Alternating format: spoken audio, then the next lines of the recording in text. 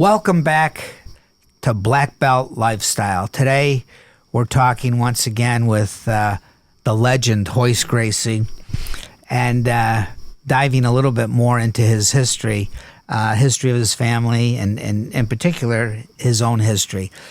Royce, do you remember at what age you left Brazil? And I want to ask you particularly about, you're not in America yet, but the months leading up to leaving Brazil. What were you doing in Brazil at the time? Doctor, how old were you? that was so long ago. That was like 1800s. My God. I realize. I don't remember. I don't think far. I remember what I ate for breakfast this morning. I don't think they even had cars at that time. You're so old now.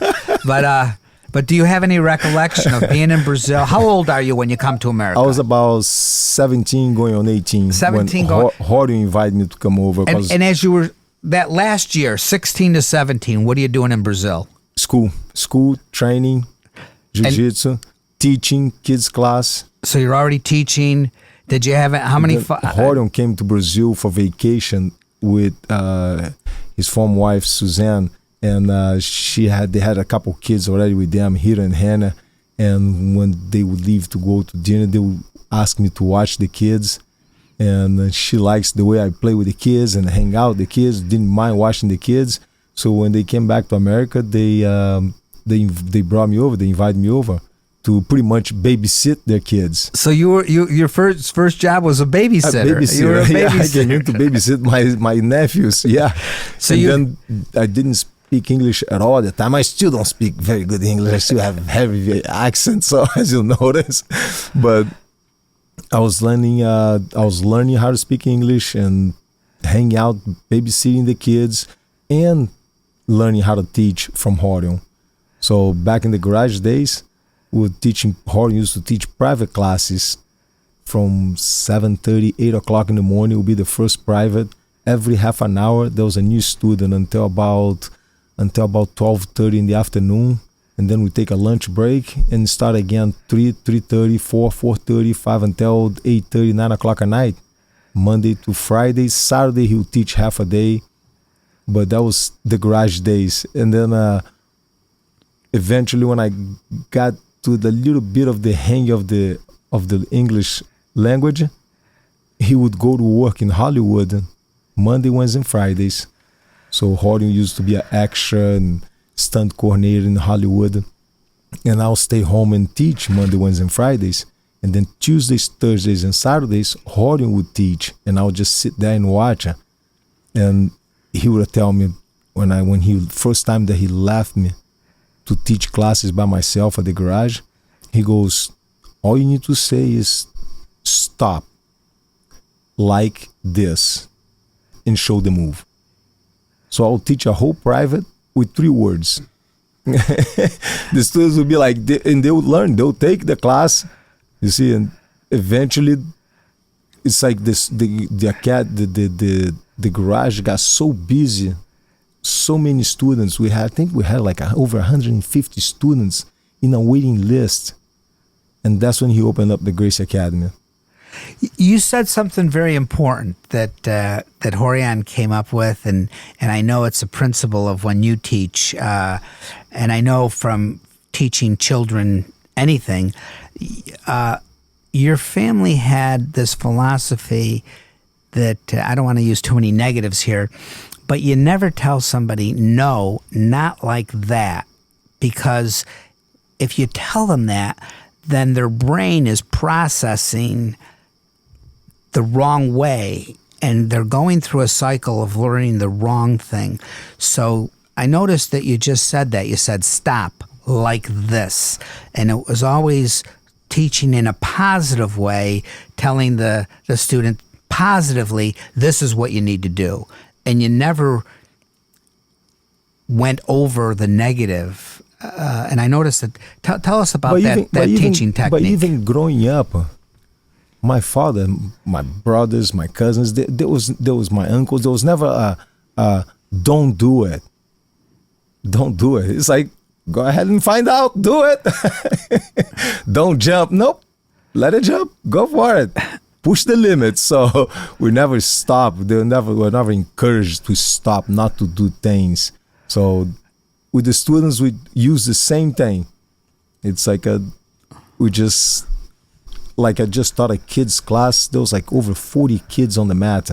And the instructor was like, man, I never saw the kids so quiet in my life. It's like, normally I'm telling them to do push-ups. I have to yell at them. You walk in and everybody's paying attention to you. It's like, how do you do that? And I tell them to do something. The first 10 minutes of class, there was no words. I just a nod. And they know exactly what I want. So, and I command the class. By the end of the class, when I say time out, they all run to me like little Malnoirs, staring at me like, what's the next order? What are you going to tell us to do? I think part of that is they're old enough to know that the legend is there. But tell us about... No, they're too young. They don't know. They have no idea. They never saw me fighting. Well, a little bit of it is, so I've watched some classes that you have taught where you do this exercise, especially when you're teaching a lot of your instructors, where you don't use any words. And it's amazing.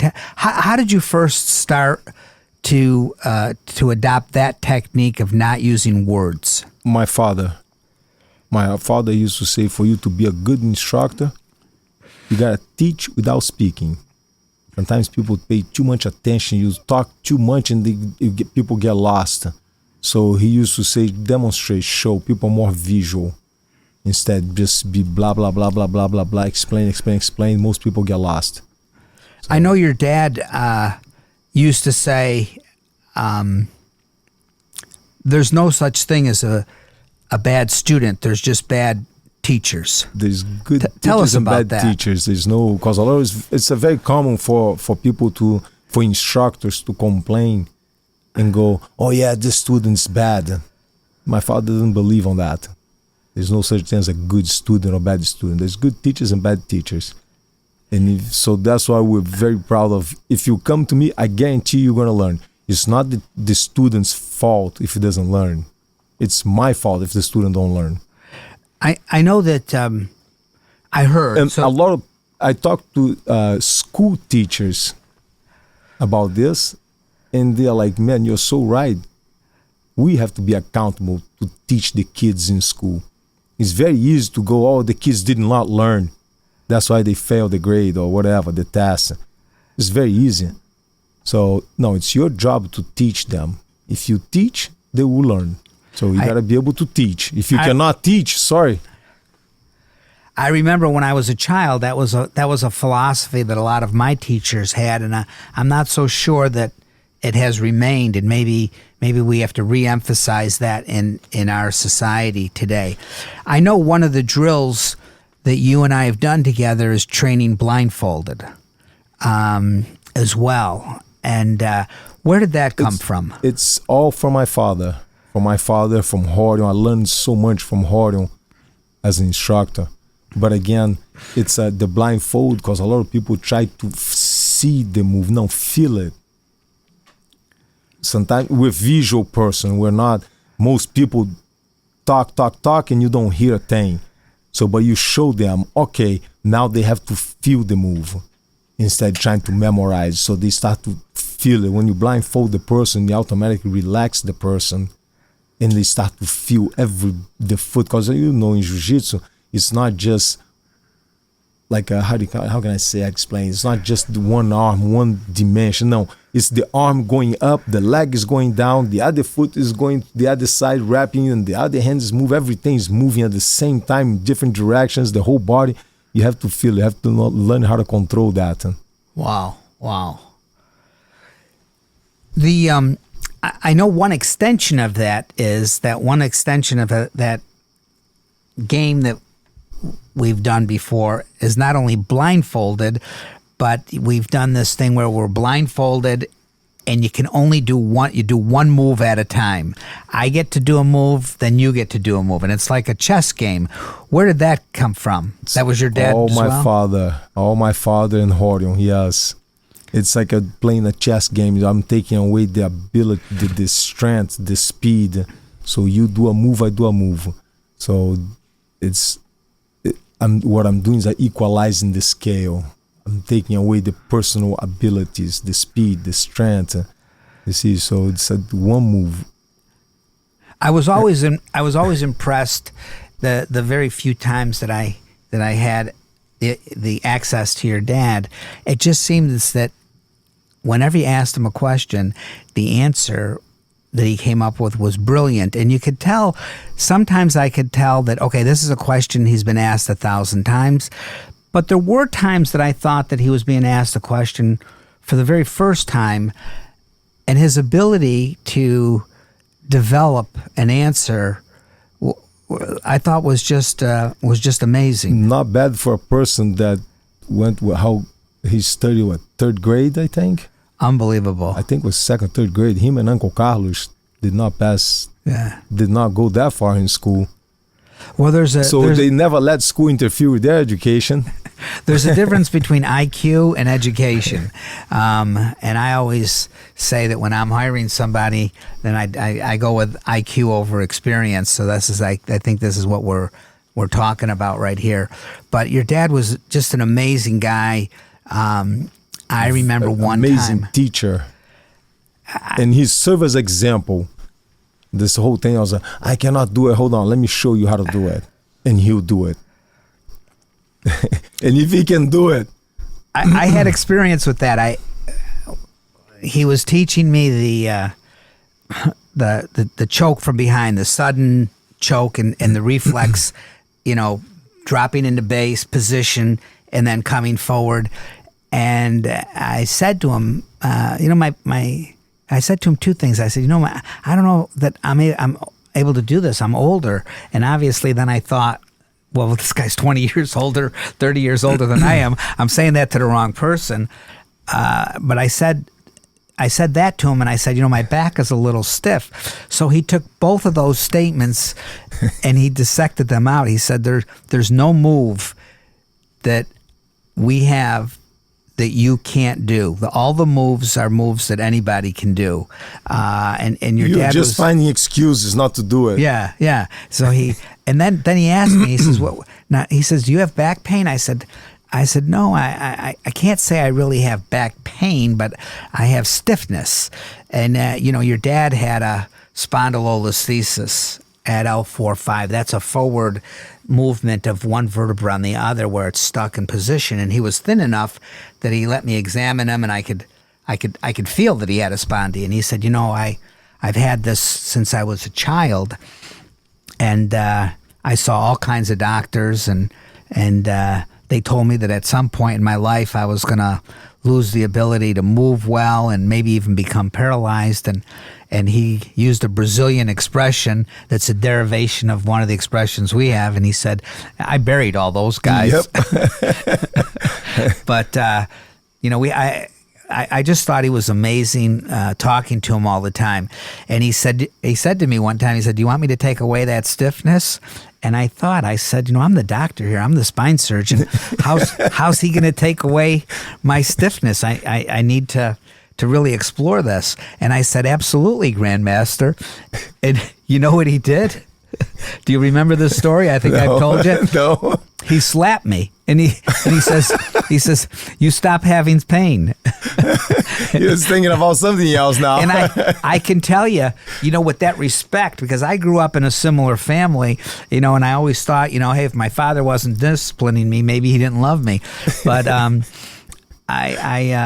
and I always related to your dad because he was born in the same year my dad was. And unfortunately, I lost my dad when I was young. But I always had an admiration for your dad, and I can remember that day. And it was his birthday. We were going out to Carpaccio to eat. It was for his birthday in Miami. And I can remember the pain just leaving my body. And I said, wow, this is what positive thinking is all about. Because I had such respect for this man that from then on, I was fine, and I would question myself, what happened? And I'd say, obviously I can't apply this technique to my own patients, but I thought it was amazing, that experience. And I understand that, you've had an experience recently, a couple of years ago, where basically your knowledge of jiu-jitsu saved your life. You were in a motorcycle accident, and because you knew how to break fall, and I think that's very important. Sometimes we forget whether you're falling forward, how to fall forward, how to fall backwards without injuring ourselves, how to fall to the side.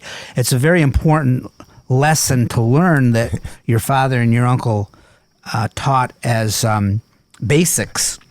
And I know that when you got in this accident, somebody else basically cut you off, ran you off the road almost maliciously. Your helmet was smashed, and you ended up with some bad injuries on your body. You had this the fire department showed up and You had a disconnection of the fascia, Morel lesion in the leg. It's a particular thing that can go unnoticed because you don't really see anything. It's all under the skin where the fascia gets disconnected from the deep layers of the dermis, and you could end up having this pocket of fluid buildup and blood, and that can get infected, and sometimes it can get to the point where the viability of the limb gets questioned. And I know that you have a very high pain tolerance for what you've been through in your whole life, and I remember you had to be treated for this, and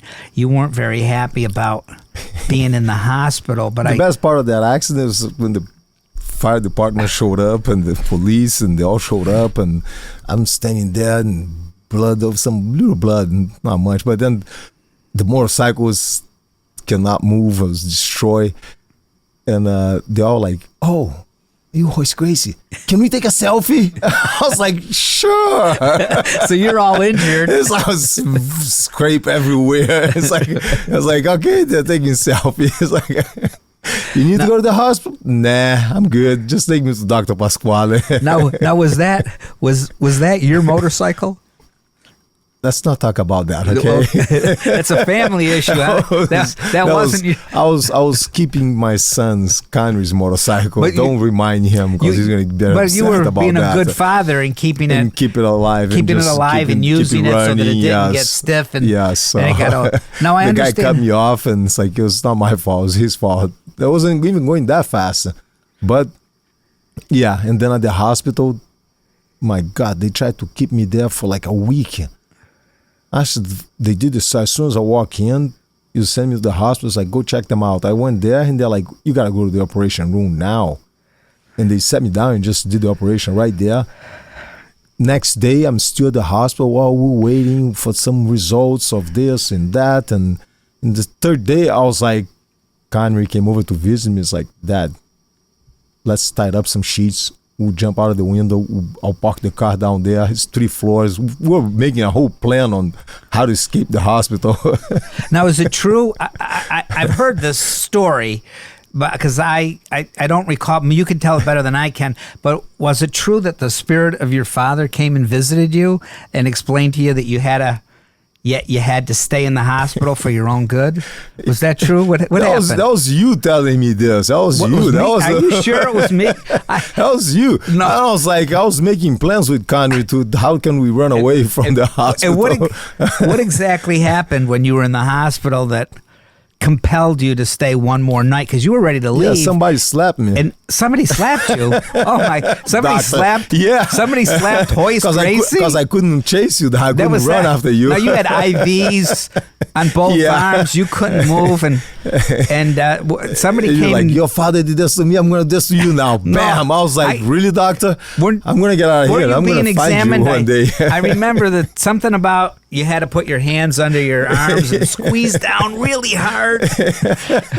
And then he slapped me. I don't think it was me. I mean, you were on narcotics at the time because of your pain. I don't think you remember exactly what had happened. I think it was the spirit of your dad that visited you and made sure you did the right thing. I don't think I had anything to do with it. So we finally just got up, and it's like, okay, we got to go. discharge me. They're like, okay, fine, we're not gonna stop you. So the security guard was like, I know who you are. I can stop you from leaving. So I know you went on to heal totally, and there's no sequelae from it. So thank God that more didn't happen in that. And but, he paid back for. I made sure that he paid for that.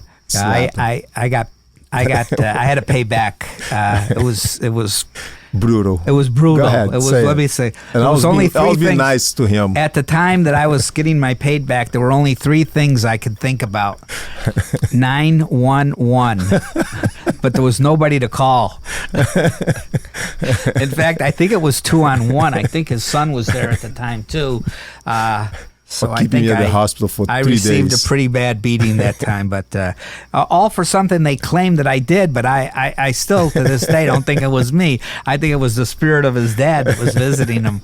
But anyway, that's we'll talk about more about that and more about the black belt mindset. God bless you. You guys stay safe out there.